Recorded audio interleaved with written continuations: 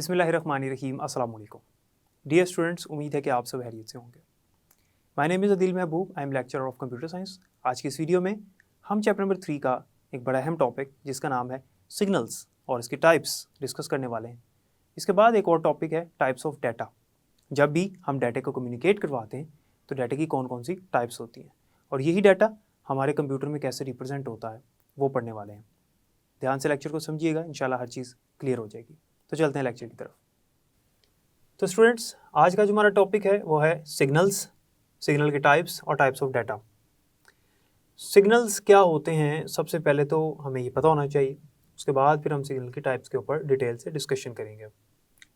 Signals are the electromagnetic waves that represents our data.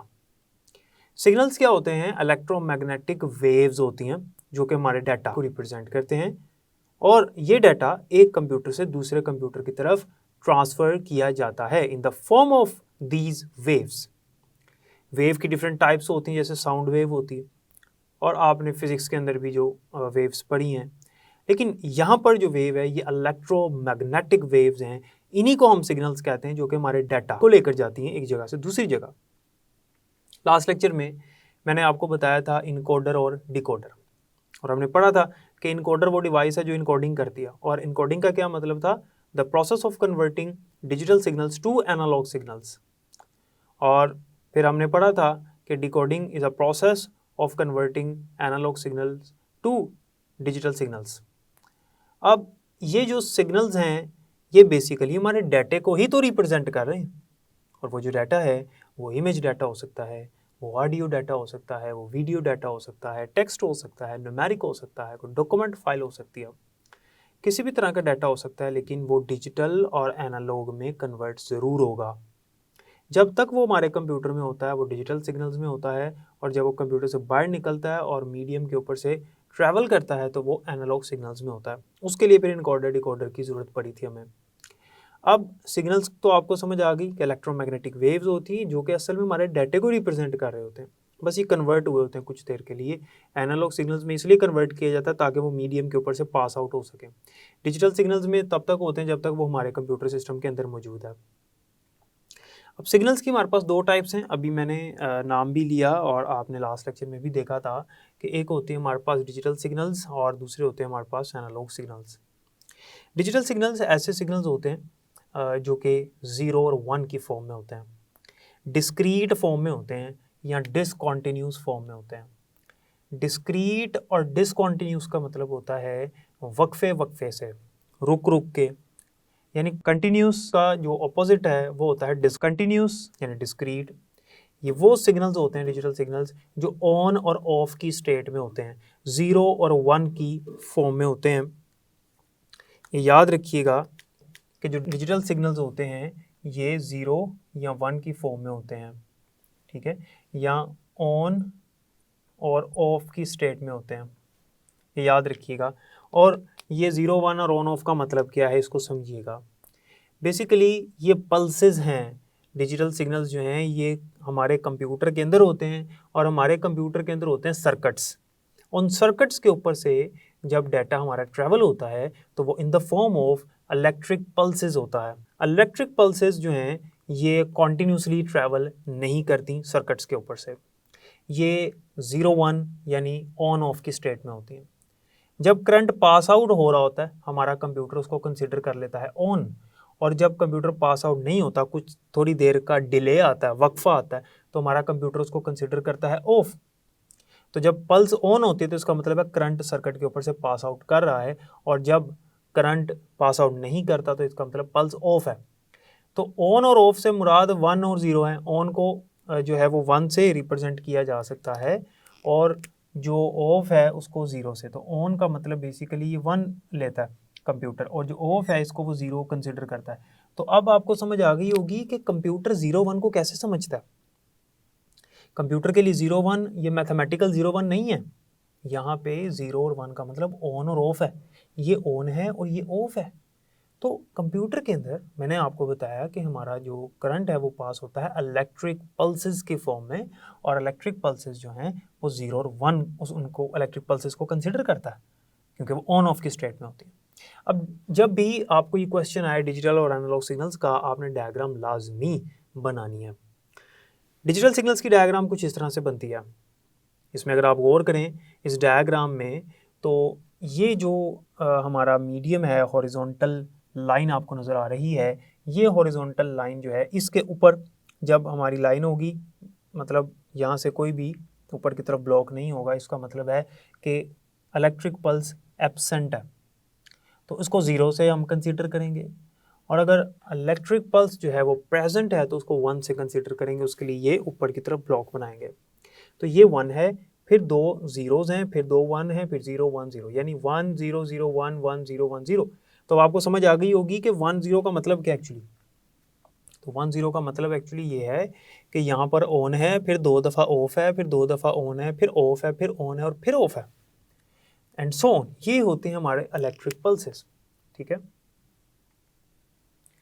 इस तरह से हमारे जो डिजिटल सिग्नल्स हैं वो कंप्यूटर में रिप्रेजेंट होते हैं। तो 0 और 1 का मतलब एक्चुअली ये है कि वो सर्किट्स के ऊपर से जो इलेक्ट्रिक पल्सेस हैं उनकी प्रेजेंस और एब्सेंस को देखा जाता है। जब वो प्रेजेंट हो तो उसको 1 से, और जब वो एब्सेंट हो तो उनको 0 से रिप्रेजेंट किया जाता है, और इसे ऑन और ऑफ की स्टेट भी कहते हैं। ये 2 स्टेट्स होती हैं इसकी, और इनको इसीलिए हम डिस्क्रीट सिग्नल्स कहते हैं, डिसकॉन्टिन्यूस फॉर्म में कहते हैं, डिस्क्रीट करंट कहते हैं, कि ये रुक रुक के यानी वक्फे वक्फे के साथ फ्लो करता। दूसरे नंबर पर हमारे पास आते हैं एनालॉग सिग्नल्स। एनालॉग सिग्नल्स ऐसे सिग्नल्स होते हैं जो कि कॉन्टिन्यूस वेव फॉर्म में होते हैं, और ये हमारे कंप्यूटर के अंदर नहीं होते, कंप्यूटर से बाहर होते हैं जब मीडियम के ऊपर से पास आउट हो रहे होते हैं। तो ये एनालॉग सिग्नल्स हैं जो कि वायरलेसली एक जगह से दूसरी जगह ट्रैवल करते हैं। एनालॉग सिग्नल्स में आप जैसे कि देख सकते हैं कि ये वेव फॉर्म होती है, और ये कॉन्टिन्यूस वेव फॉर्म होती है, इसके अंदर कोई भी वक्फा, कोई डिले नहीं आता। ये कॉन्टिन्यूस वेव फॉर्म होते हैं, यानी डिजिटल सिग्नल से बिल्कुल ये ऑपोजिट है, continuous wave form. Analog signal की हमारे पास 2 प्रॉपर्टीज़ होती हैं। एक प्रॉपर्टी होती है इसकी एम्पलीट्यूड, और एम्पलीट्यूड आप पढ़ चुके हैं, आपको पता भी है एम्पलीट्यूड किसे कहते हैं, कि the maximum height of wave at a given specified interval of time. एक खास टाइम पीरियड पे वेव की मैक्सिमम हाइट को हम एम्पलीट्यूड कहते हैं। जैसे यहाँ पर ये एक इसकी मैक्सिमम हाइट आपको नज़र आ रही है, ये इसका एम्पलीट्यूड है।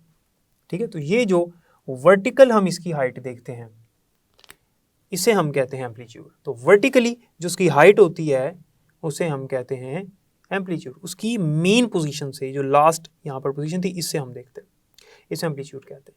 और हमारे पास एक और इसकी प्रॉपर्टी होती है एनालॉग सिग्नल की, जिसे हम कहते हैं फ्रीक्वेंसी।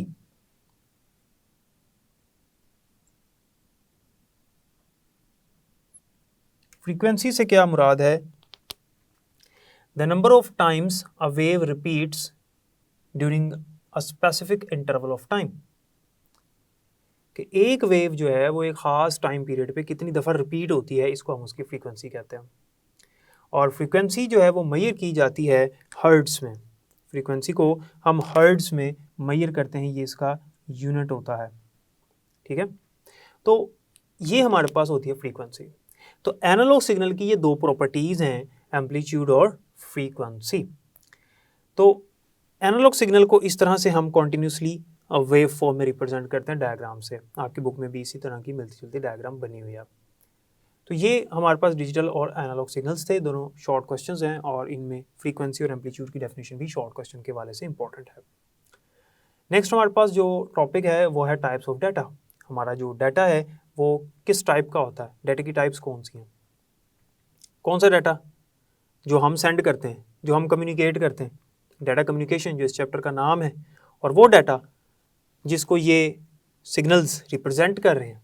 डिजिटल सिग्नल्स में या एनालॉग सिग्नल्स में हमारा डाटा ही रिप्रेजेंट कर रहा होता है। वो कौन कौन सा डाटा हो सकता है, वो कौन सा डाटा होता है, वो अब हम पढ़ने लगे हैं। याद रखिएगा, सबसे पहले जो डाटा की टाइप है वो है टेक्स्ट डाटा। टेक्स्ट डाटा से मुराद है हमारे पास टेक्स्ट जिसके अंदर नंबर्स आ जाते हैं, जिसके अंदर स्पेशल कैरेक्टर्स आ जाते हैं, पंक्चुएशन मार्क्स, अल्फ़ाबेट्स आ जाते हैं, कैपिटल लेटर्स, स्मॉल लेटर्स, ये टेक्सचुअल डाटा होता है। फॉर एग्जांपल हम किसी को मैसेज लिखकर भेज रहे हैं, कोई एड्रेस है, किसी का नाम है, ये टेक्स्ट डाटा होता है जो सेंडर से रिसीवर की तरफ जाता है। और याद रखिएगा कि जो टेक्स्ट डाटा है हम जब भी लिखते हैं तो ये कन्वर्ट होता है 0 1 के अंदर। ये मैं आपको पहले भी बता चुका हूँ कि हमारा जो कंप्यूटर है वो 0 और 1 को समझता है, और जो हमारा मीडियम है जिसके ऊपर से डाटा पास आउट होना है वो एनालॉग सिग्नल्स को रिप्रेजेंट कर सकता है।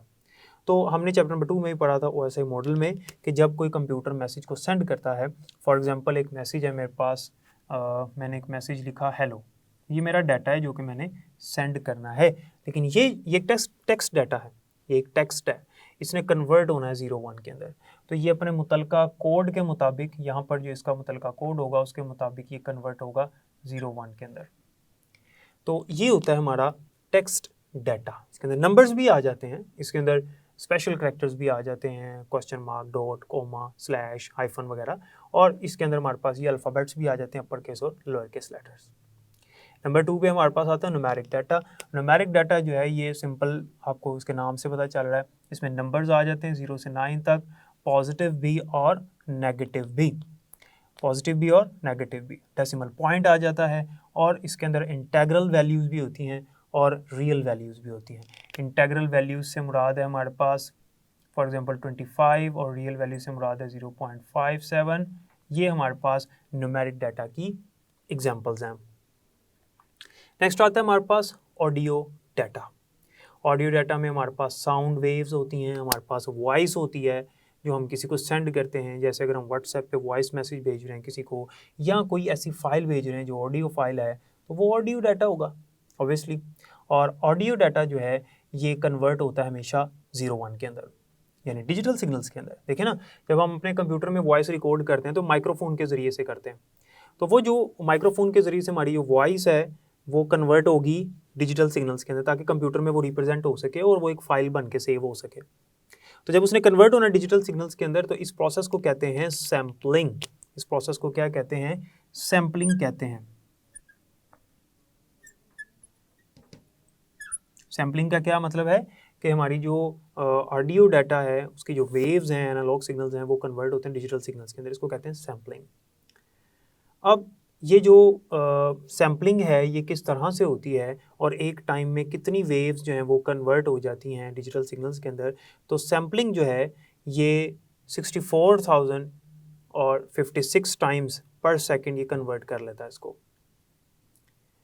सैम्पलिंग में वो क्या करता है कि 44,056 टाइम्स पर सेकंड ऑडियो वेव्स को कन्वर्ट कर लेता है, यानी 44,056 टाइम्स पर सेकंड, एक सेकंड में इतनी वेव्स जो हैं वो सैम्पलिंग में आ जाती हैं, यानी 0-1 में कन्वर्ट हो जाती हैं।